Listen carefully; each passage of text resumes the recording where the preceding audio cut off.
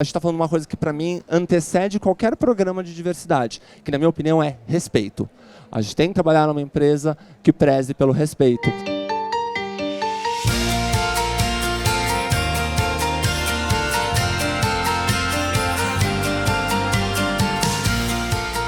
A gente está abrindo o primeiro painel de diversidade aqui no estande da Movidaria.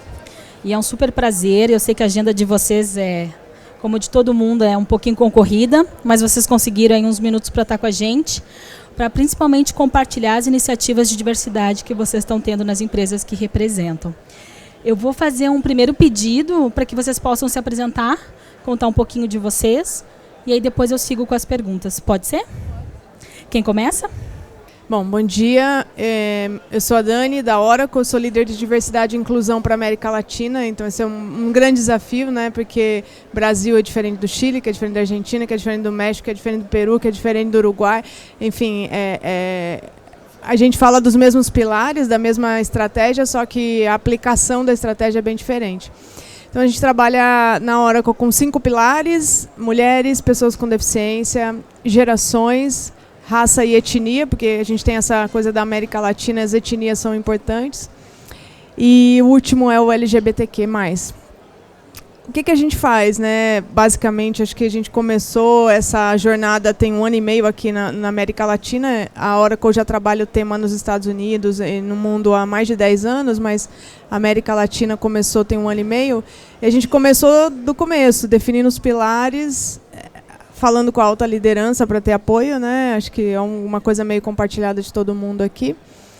E depois, começando os comitês de diversidade com as pessoas que amam a causa e querem trabalhar por isso e são voluntárias. Então, acho que é um papel não só do RH, é um papel de várias áreas da empresa. Hoje a gente trabalha com recrutamento, com marketing, com comunicação interna, com negócio, com todo mundo junto. E acho que o grande desafio é achar a receita, né? Se fosse fácil, as empresas já teriam um manual passo a passo. Cada empresa é uma empresa e, por exemplo, no nosso caso, cada país é um país. Então, por mais que a gente tenha a mesma mensagem para todo mundo, a maneira de aplicar é diferente. E aí varia também para cada empresa.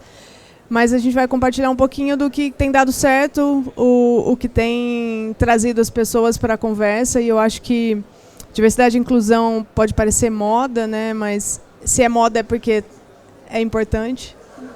Nada está na moda simplesmente por estar na moda, né? Está na moda porque todo mundo está falando sobre isso e não porque as empresas estão falando, mas porque as pessoas querem isso para fazer parte do seu dia a dia. Bom, eu sou o Arthur Felipe, trabalho na Oxiteno. Eu estou num passo atrás, Dani. Eu estou na Oxiteno há 1 ano e meio. E uma indústria química, então tem aquela coisa um pouco mais conservadora, uma empresa mais cartesiana. Hoje eu estou na área de desenvolvimento organizacional global. Então nosso desafio também não é só Brasil, então é uma empresa brasileira que se internacionalizou. E essa internacionalização ela foi recente. E é muito engraçado porque nós estamos acostumados, pelo menos eu, estou acostumado a ser subsidiária, né? Então, trabalhar em multinacional, que muita coisa vem de fora para dentro e você tem que executar. Agora o desafio é inverso. É como você determinar algumas questões para o norte-americano, para o mexicano, que tem até uma certa resistência, porque nós estamos acostumados a receber a ordem. O nosso desafio sobre diversidade, no assunto diversidade e inclusão, ela é bem embrionária.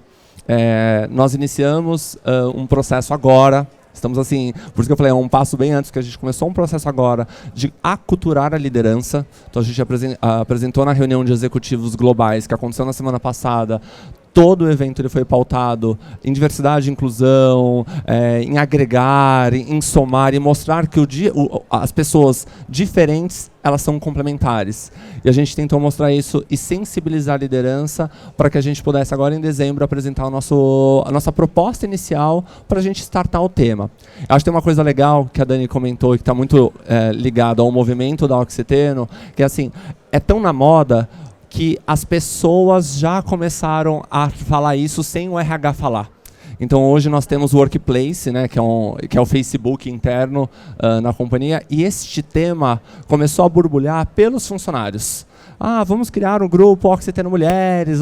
E isso foi borbulhando e teve um segundo pilar que eu acho que a empresa tem que estar sempre muito focada, que é a questão do resultado, né? No final do dia, a empresa quer entregar um resultado e acho que diversidade não é só na moda, no sentido pelas pessoas, mas é assim, os clientes que a Oxiteno atende também estão cobrando esse papel da empresa, da organização, está buscando entender. Então, um pouco desse movimento que nós estamos embrionário, então estou aqui muito para aprender com o João, com a Vivi, com a Dani, para conseguir aprender até com os acertos e erros, para a gente conseguir melhorar ainda mais o nosso processo. Sou João, sou especialista de diversidade e inclusão, comunicação interna e engajamento da Ambev. Aqui para o Brasil, né, diferente dos colegas, a minha área de atuação aqui é Brasil, mas a Ambev aqui no Brasil também é uma empresa bem grande, né? A gente tem 35 mil funcionários hoje no Brasil e eu acho que o grande desafio é fazer com que um produto que é diverso no mercado, também refletindo no consumidor que é diverso, também aconteça internamente no mesmo patamar. Então, a gente sabe que o país é um país diverso, enfim, tem várias realidades, e a gente quer trazer um pouco disso para dentro também. A gente começou essa jornada, né? A gente gosta muito de usar o termo jornada, porque está sempre em construção. Há 4 anos, né? Há 4 anos que a gente fala sobre o tema, então a gente começou a jornada fazendo uma conscientização muito grande com a liderança, primeiramente, né? Que a gente entende que vão ser as pessoas que vão realmente ajudar a mudança de patamar. E eu acho que o grande desafio é como tornar essa semente da diversidade e inclusão algo orgânico realmente dentro da organização, sem precisar fazer todo aquele esforço, todo aquele push para acontecer. Então esse é um desafio que a gente vem trabalhando em várias frentes, que acho que ao longo do painel aqui a gente pode discutir. Estamos aprendendo também, sabemos que tem muitas empresas que fazem melhor do que a Ambev. Isso para a gente, como grande empresa competitiva que somos, é difícil admitir, mas chegou um momento que temos que admitir e tomar atitudes realmente sólidas que consigam fazer a gente mudar de patamar quando a gente fala de diversidade e inclusão. Então acho que esse momento para a gente discutir isso aí. E eu já vou na sequência, já vou deixar o microfone contigo para te perguntar o seguinte.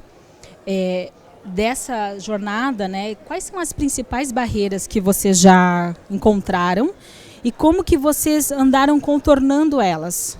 Bom, legal. Sobre as principais barreiras, né? Eu acho que inicialmente a gente tinha uma visão muito míope de que a gente deveria tratar a diversidade de uma maneira homogênea entre todos os grupos de minoria, né? Então, acho que o principal ponto foi começar a dar voz para os grupos, né? Então, a gente criou os grupos de afinidade dentro da companhia que tem voz ativa nos comitês de autenticidade, enfim, tomam decisões, discutem políticas com a gente. Então, foi mega importante dar voz a cada grupo e entender que cada grupo também tem uma necessidade, uma especificidade diferente, né? Então, a gente sabe que hoje, talvez, quando a gente fala de mulheres, a gente não tem um problema de inclusão em quantidade, né? Hoje a gente tem já cerca de 40% do quadro gerencial da Ambev é composto por mulheres, o que é bem acima da média do mercado, né? Queremos chegar nos 50% para refletir a demografia do Brasil, mas a gente sabe que inclusão, no termos de porta de entrada, não é um problema. Mas quando a gente olha o nível gerencial, alto executivo, tomada de decisão, não chegou ainda. Então o trabalho com mulher tem que ser focado no desenvolvimento, tem que ser focado no empoderamento, para que as mulheres consigam chegar nessas posições de alta executivas, enfim, sócias, diretoras, etc. Quando a gente olha para negros, a gente tem um problema de inclusão, né, nitidamente. Então não reflete o mercado. Temos 5% dos gerentes negros hoje na companhia, então é muito pouco.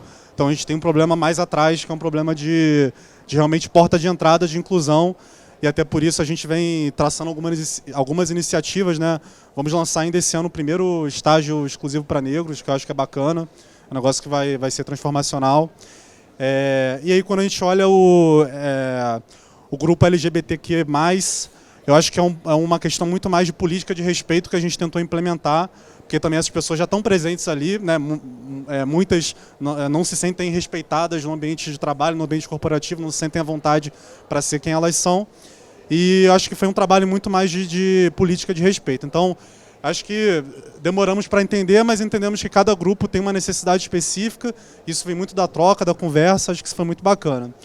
Eu acho que outra barreira que acontece também é quando a gente pensa no alto corpo executivo, liderança, é conseguir fazer com que as pessoas entendam que é possível aliar políticas de inclusão com meritocracia, né? Então, e é muito naquela linha de, estamos criando cotas. Não estamos criando cotas, estamos criando um ambiente inclusivo, diverso, e a gente sabe que isso, consequentemente, gera mais resultado também para a companhia. Então, acho que essa é uma barreira importante que quebramos também.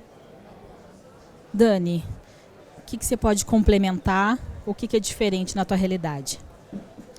Não, eu gosto muito desse ponto que o João falou, que não tem uma vacina para todas as doenças, né? Então, assim, entender quais são as necessidades de cada público é muito importante.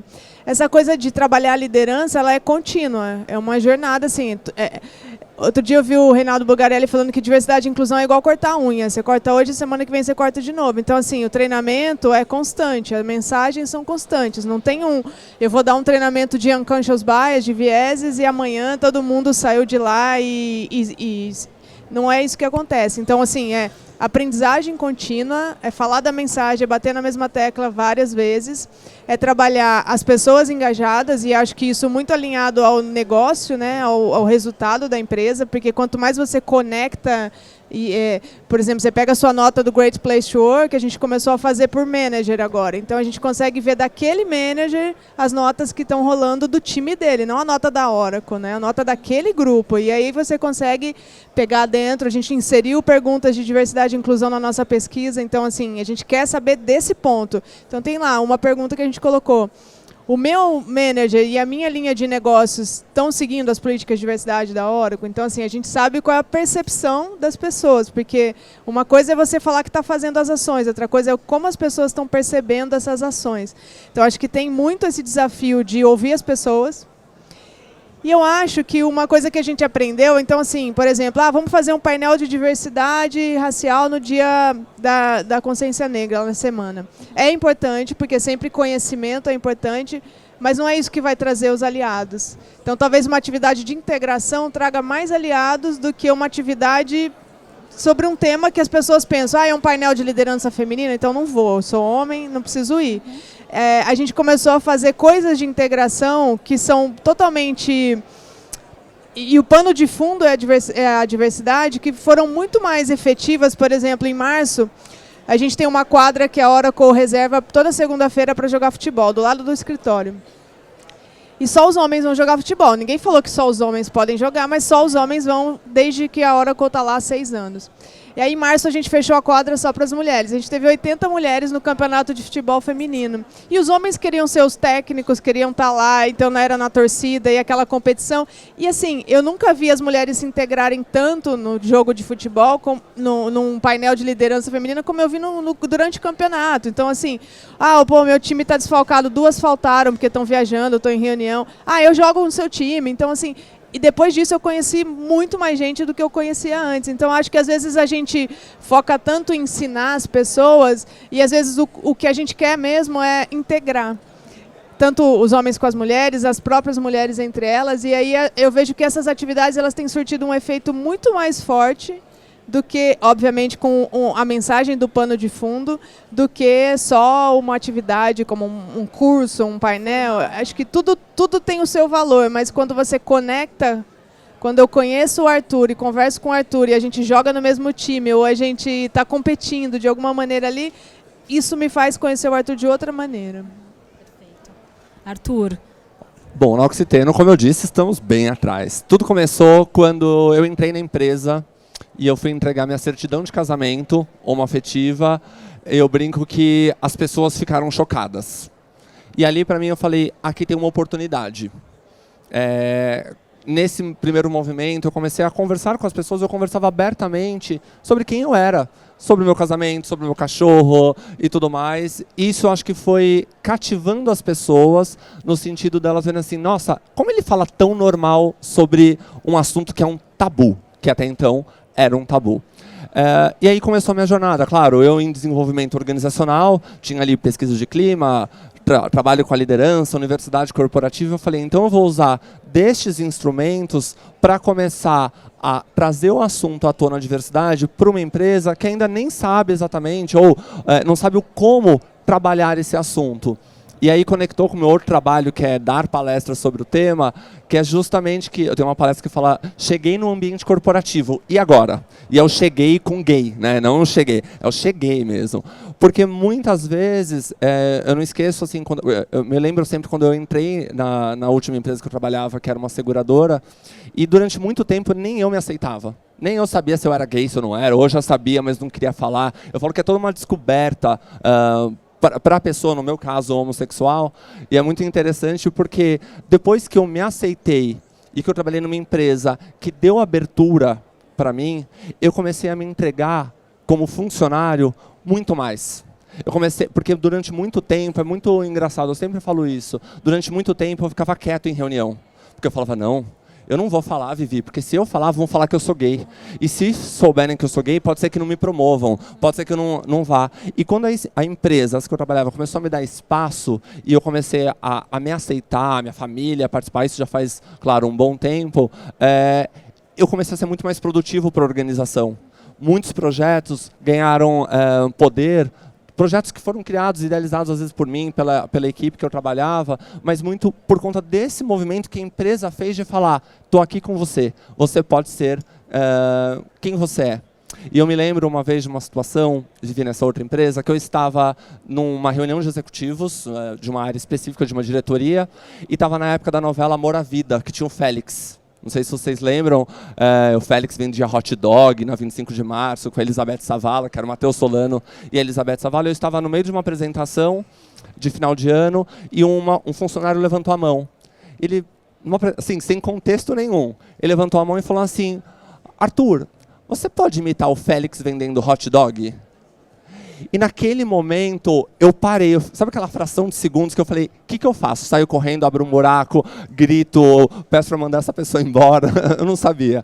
E eu respondi para ele naquele momento assim, eu falei, olha, eu não sei, eu não estou assistindo a novela todo dia, eu nem sei como que ele está vendendo hot dog. Mas faz um favor, vem aqui na frente, imita você e eu tento te acompanhar. Aí ele foi até a frente, imitou. As pessoas, as 90 pessoas em sala, gente, estavam assim, paradas. Falando, meu Deus do céu, até onde vai tudo isso? E terminou essa reunião, eu pedi uma salva de palmas para ele e falei, olha, eu não sei imitar, mas fica para uma próxima. Até brincam que eu sou parecido com o Matheus Solano por conta da roupa, cabelo, sei lá. Fiquei bem lisonjeado, por sinal. E aí, terminou a reunião, o corpo diretivo ficou na sala, todo mundo saiu e falaram, pelo amor de Deus, me perdoe. Eu falei, não. E eu vermelho, né? Eu não sabia muito lidar. Eu falei, não, vamos tentar trabalhar com as pessoas com amor. Né? Vamos trabalhar, aculturar as pessoas, integrar, que é um pouco do que a Dani está falando, usando o carinho, mostrando a integração, mostrando que assim, não é porque eu sou gay que eu vou lutar contra uma pessoa que é heterossexual, não é esse movimento, muito pelo contrário, eu só quero ser eu. Eu só quero falar da minha família, eu só quero poder estar no almoço e falar, Vivi, sobre o meu cachorro, que meu marido foi trabalhar ou ele foi viajar e eu estou com saudade, porque eu tenho uma família como outra qualquer. Né? Então, a gente está falando de uma coisa que, para mim, antecede qualquer programa de diversidade, que, na minha opinião, é respeito. A gente tem que trabalhar numa empresa que preze pelo respeito. E aí, o grande desafio, conectando um pouco do passado, da minha história com a Oxiteno, é porque a Oxiteno está nesse movimento que eu passei na outra empresa e que eu olhei e falei, eu posso ajudar, eu posso contribuir. E a gente vem despertando isso nas pessoas. Até então, claro, teve uma certa cisma, porque tem aquele discurso, não, mas eu já tenho meritocracia. Não, mas não adianta ter meritocracia se o meu programa de trainee, ele só pega gente da USP, né, Universidade de Ponta, que precisa falar inglês, espanhol, francês. Então, assim, desculpa, isso não representa o nosso país, vamos ser sinceros. Nessas universidades, a cota, né, de negros, PCDs, né, se a gente parar para pensar, não tem. Ou se tem, é muito baixa e eles estão disputando com outras pessoas. Então, esse, na minha opinião, é o grande desafio. É sensibilizar as pessoas, mas sem guerra, sem polarizar. Muito pelo contrário, fazendo com amor, mostrando que essa integração que a Dani citou é o que vai levar a gente ao sucesso. Falei demais, desculpa. Não, tá bom, tá permitido. Mas aí a tua fala me fez, eu senti a vontade de fazer uma pergunta que não estava programada, tá bom? No sentido de, quando a liderança, ou alguém que está, né, na posição, né, estratégica, ela é um role model, né? Como é que muda o cenário? Como é que se reconfigura? Porque muitas vezes a gente está falando aqui de movimentos que parece que começam da operação, né, até chegar no board, vai cortando a unha todo dia. Mas assim, quando a gente tem role models, como é que muda o cenário ou não muda? Como é que é isso? Bom, acho que tem 2 tipos de role models, né? Aquele que você, por exemplo, eu como uma mulher vejo uma mulher na liderança e isso me manda uma mensagem importante de que eu posso também chegar lá. E eu acho que isso é um role model de representatividade muito forte. A gente não vê negros na liderança, eu entro na empresa e penso que se eu sou uma negra, que eu não vou conseguir chegar lá também. Mas tem um outro role model, que inclusive é o caso lá da Oracle. A gente tem um presidente aqui aqui no Brasil, o Rodrigo Galvão. Se vocês quiserem seguir ele no LinkedIn, eu super recomendo. Que para mim ele é um role model de aliado. Ele é branco, hétero, sem deficiência, classe média alta, nunca, assim, teve uma boa educação. Então, assim, aquele típico privilegiado. Mas ele é o maior advogado de diversidade dentro da Oracle. Então, assim, e ele fala disso no forecast de vendas, ele fala disso na palestra que ele vai dar, ele fala disso na reunião do Comitê Executivo América Latina, ele fala disso com os funcionários. Eu acho que assim, o role model é aquele que, mais uma vez, se conecta com as pessoas. Então, assim, primeira coisa que ele fez quando assumiu a Oracle há 3 anos atrás foi criar um bate-papo aberto. Então, ele vai para o auditório uma vez por mês, isso tem 3 anos, ele vai lá, senta e qualquer pessoa pode fazer qualquer pergunta sobre qualquer coisa para ele, né? E ele tem que responder. Então, assim, tipo, desde o plano de saúde, por que eu não posso, por que mudou, por que não sei o quê, até diversidade e inclusão. Então, acho que essa abertura, essa transparência, essa disponibilidade do líder, primeiro ele aprendeu muito. Então, assim, acho que ninguém é inclusivo, nenhum de nós, né? Isso é uma coisa muito... A gente aprendeu a não ser inclusivo. Acho que esse é um lance. Eu sou inclusiva com mulheres, ou sei lá. Agora, eu não sei, eu aprendi um monte, por exemplo, quando entrei na Oracle, sobre pessoas com deficiência, porque eu não conhecia. A gente tem 90 funcionários com deficiência. Então, assim, eu aprendi muita coisa. Até de botar o microfone assim para falar, para a pessoa poder ler o meu lábio, né? Quem tem deficiência auditiva. Até se apresentar assim para uma pessoa com deficiência visual. Então, assim, até coisas físicas, até inclusão mesmo, assim, de pensar em convidar a pessoa para falar na reunião, porque ele fica quieto na reunião. O que acontece? Tenho que identificar como líder porque ele não está se manifestando, né? E dar esse espaço. Então, assim, eu vejo que existe 2 role models. Aquele que pode ser um aliado e que está disposto a ouvir e aprender, e o aliado que é o aliado e o role model que é o da representatividade. Eu acho que um ponto importante, aí pegando um gancho um pouquinho do que a Dani falou, é que a gente não consegue fazer a diversidade sem que todos participem, sejam parte da solução, né? A gente sabe que só um percentual, só um grupo específico é parte do problema, mas 100% precisa fazer parte da solução para que a gente consiga, de fato, mudar o ponteiro. E vários casos me vêm à mente, né? Por exemplo, uma reunião de diretoria, assim, no final do dia, com homens e mulheres, geralmente o diretor encerra a reunião porque a mulher precisa ir na creche, buscar o filho na creche, né? Em momento nenhum passa na cabeça dele a hipótese de que o homem também tem esse papel como pai. Então, são vários exemplos do dia a dia que a gente vê, assim, que, cara, se a gente se o homem hétero, branco, não se incluir no problema, em todos os problemas, a gente não consegue chegar na solução junto. Então, acho que esse é só um adendo que eu queria fazer, que eu acho que é um ponto mega importante. Bom, Vivi, lá na Oxiteno a gente está num movimento assim, quando eu olho o meu board, minha diretoria, que a gente chama de docs, hoje eu tenho mais mulheres do que homens. Então eu falo que isso já é sensacional, sem ter um programa de diversidade. Então acho que hoje a gente tem uma igualdade também salarial. Então são coisas que, mesmo que eu não tenha uma bandeira ainda forte, como na Ambev, na Oracle, que acho importantíssimo e a gente acho necessário ter, mas a gente está nessa construção, porque acho que para mim, Vivi, é muito a questão da maturidade da empresa.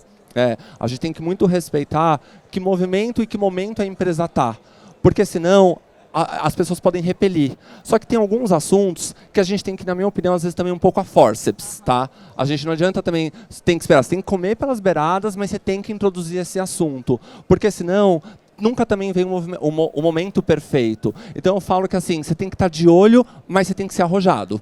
Você não pode titubear, você não pode perder a oportunidade de fazer algumas provocações para a organização. E eu acho que dentro da diretoria da Oxiteno, eles estão abertos. Eles muitas vezes pode ser que não sabem como fazer. Porque como a Dani falou, às vezes eu não sei, porque eu não sou uma minoria. Né? Eu tenho todos os privilégios de uma sociedade. E eu acho que o grande desafio, e acho que é isso que é legal quando você tem uma diretoria que está aberta a ouvir. Quando eles estão abertos a ouvir e a escutar, existe, gente, automaticamente já um elo que é importante da abertura. E eu acho que isso que a gente acaba ganhando na Oxiteno, é esse movimento que eles estão. E nessa linha, me traz uma curiosidade muito grande, que é o fato de... A gente começa falando, né, em comitês, em estratégias para as minorias, mas como é que a gente trata essas minorias com igualdade dentro do contexto profissional? Porque, da minha experiência, eu lembro de começar a fazer programas de liderança feminina e começar a botar as mulheres numa sala e os homens começarem a olhar assim, mas por que elas estão lá e a gente não está? Então é o Clube da Luluzinha. Um exemplo pequeno, mas que me faz pensar como é que a gente trata esse pequeno grupo, que não é pequeno, com igualdade, com naturalidade. Me parece um desafio em todos os 4 cantos. Como é que é isso para cada um de vocês? Acho que tem 2 pontos, né? A gente tem que trabalhar a liderança inclusiva, que é isso de abrir a mente, de ensinar as pessoas que não são daquele grupo, principalmente, né, os homens branco, hétero, sem deficiência, de que existe sim outras coisas e não é olhar diferente. Eu estava até falando essa semana, né? A pessoa fala, não, mas porque eu não vejo cor, gênero, mas você tem que ver, porque o líder inclusivo é aquele que vê as diferenças e aproveita o melhor de cada diferença. E qualquer líder, assim, se ele entende as diferenças entre os membros do seu time, ele vai tirar o melhor proveito. Você tem uma pessoa, outro dia uma gerente lá na hora que eu estava falando, ela tem 2 pessoas com deficiência no time dela. Um é um cara super estruturado, sabe, assim, muito focado e tal, mas ele não fala muito bem. E o outro é super comunicativo e tal, mas é bem desestruturado. E ela bota os 2 para trabalhar junto e eles saem pela América Latina dando treinamento para todo mundo. Então, assim, é o time de sucesso. Mas ela teve que ter essa visão como líder. Então, eu acho que tem a liderança inclusiva e, do outro lado, tem essa coisa que o João falou, que é de desenvolver. Se as mulheres não estão chegando lá, tem um componente de liderança inclusiva aqui, mas também tem um componente de desenvolvimento. Então, precisa empoderar primeiro e depois desenvolver. Então, empoderar é essa coisa do tomar consciência de que os desafios não são iguais para todo mundo. Tem pessoas que largam um pouquinho né, atrás da linha de largada. Então, assim, acho que tem essas 2 coisas que tem que ser trabalhadas. E as coisas tem que rodar junto. Eu acho que você prepara os líderes, né, aqui o grupo que não é minoria, você empodera e treina e desenvolve o grupo aqui, e depois lá na frente você consegue ter uma maturidade para juntar os grupos e fazer eles se conectarem. Eu acho que tem muito disso também de... Hoje em dia, eu acho que está muito claro para todo mundo, e quando eu falo todo mundo, principalmente a alta liderança lá na Ambev, que a questão de diversidade ela gera valor para o negócio, ou seja, ela é financeiramente válida. É um diferencial competitivo que a gente possa ter. Então, por mais que talvez não tenha essa genuinidade de pensamento em todo mundo de querer ter um ambiente mais diverso, pelo menos financeiramente a gente sabe que essas pessoas sabem que compensa, então, de certa forma, a gente começa a trabalhar de mais igualdade, né? Eu acho que vai muito isso do que a Dani falou também, a gente sabe que as pessoas largam de posições diferentes e trazer igualdade é a gente conseguir fazer com que todos tenham a mesma condição para que alcance resultados tão expressivos quanto. Eu tenho certeza que eu só estou na minha posição hoje porque algum negro ficou para trás porque não teve oportunidade, não se desenvolveu, né? Isso é muito claro. Então, eu acho que tem que ter essa maturidade de entendimento e criar políticas de fato que mudem isso. Então, a gente recentemente vem tentando nos programas corporativos, no trainee, trazer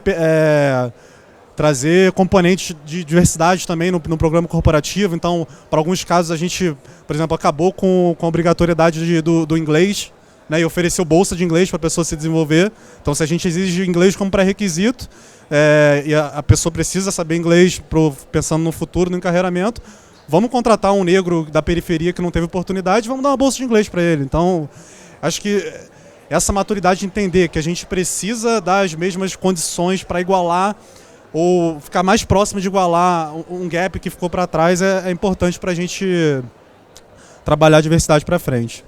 Acho que tem um ponto também, Vivi, no caso que nós vivemos na Oxiteno, eu brinco até com eles que assim, nós temos sedes nos Estados Unidos, no México, na Colômbia, por exemplo, no Uruguai. Tem outros lugares, mas as pessoas quando vão para os Estados Unidos, elas vão falando inglês impecavelmente. Tem que ter, né, falar lindamente, porque senão não vai. Tem que ter o accent perfeito.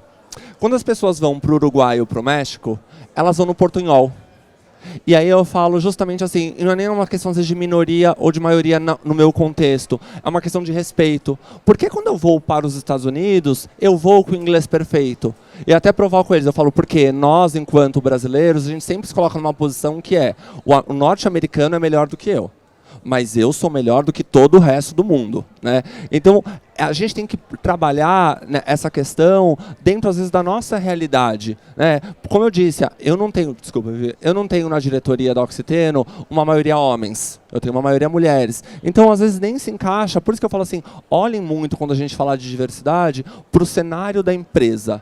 Hoje, no meu caso, eu falo muito sobre essa questão do respeito pelo fato de você lidar com o público latam e por você lidar, às vezes, com um europeu que a gente tem escritório na Bélgica. Então, assim, a gente, às vezes, lida de uma forma assim, não, quando eu vou para a Bélgica, nossa, eu vou lá para Bruxelas, eu uso a melhor roupa. Então, a gente tem que tomar esse certo cuidado, porque isso é uma falta de respeito quando eu não tenho numa totalidade.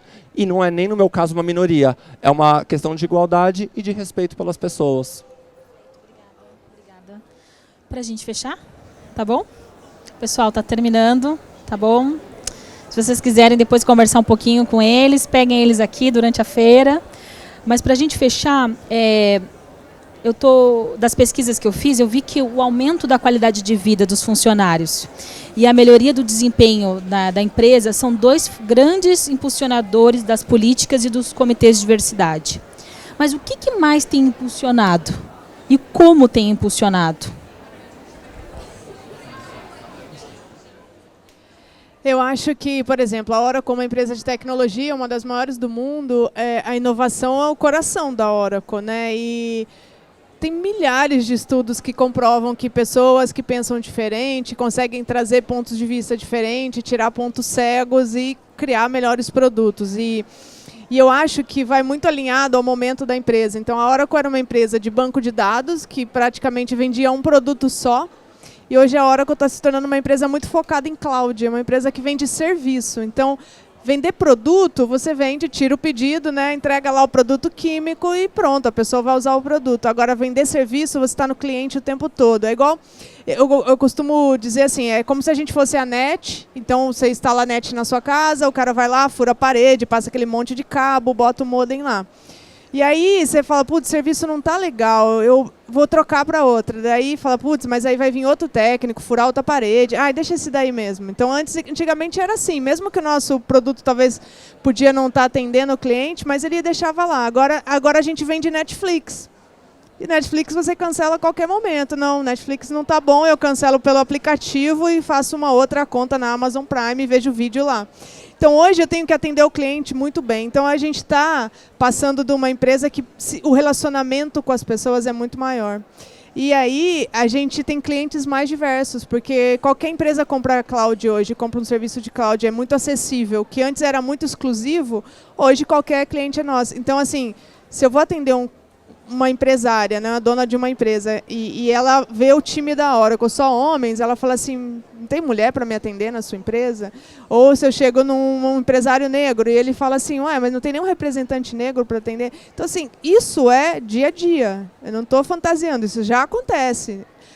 Então, eu acho que a coisa do negócio está na inovação, mas também está no modelo que a sua empresa está adotando de serviço. Eu acho que cada vez mais hoje com as redes sociais a gente vê como a reputação da sua empresa pode estar na lama amanhã, se você fizer uma coisa errada. E se cada um fizer uma coisa errada, né? Então, se o meu CEO ou um dos nossos diretores hoje tiver uma atitude discriminatória no churrasco, num restaurante, e alguém filmar isso e botar lá e falar, olha, diretor da Oracle foi homofóbico num restaurante, ou tratou mal o garçom porque era negro, alguma coisa assim, quem vai responder isso é a Oracle, não é o diretor. Então, eu acho que tem uma coisa de negócio, assim, a gente tem duas motivações para mudar comportamento, né? Ou o que eu vou ganhar com isso, ou o que eu posso perder se eu não fizer. Então, eu acho que tem esse ponto.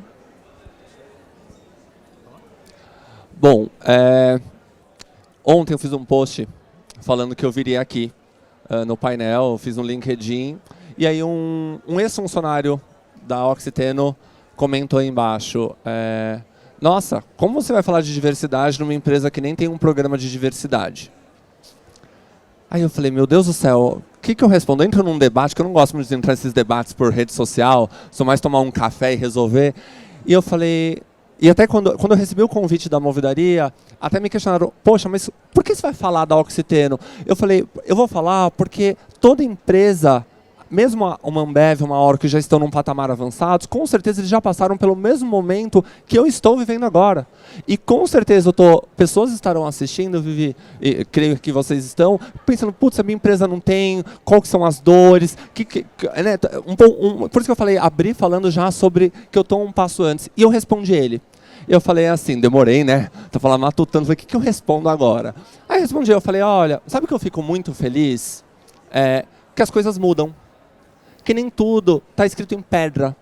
Então, no momento que você trabalhou na empresa, realmente não tinha e nem se falava disso.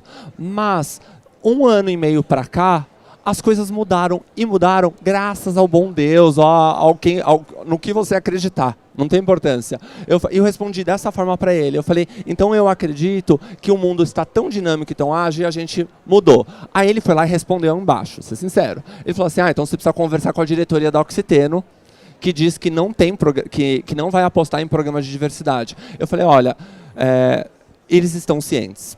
Na última reunião, Vivi, que foi na semana passada, como eu disse e antecipei para vocês, nós fizemos uma série, a gente está tentando transformar a Oxiteno numa empresa mais humanizada.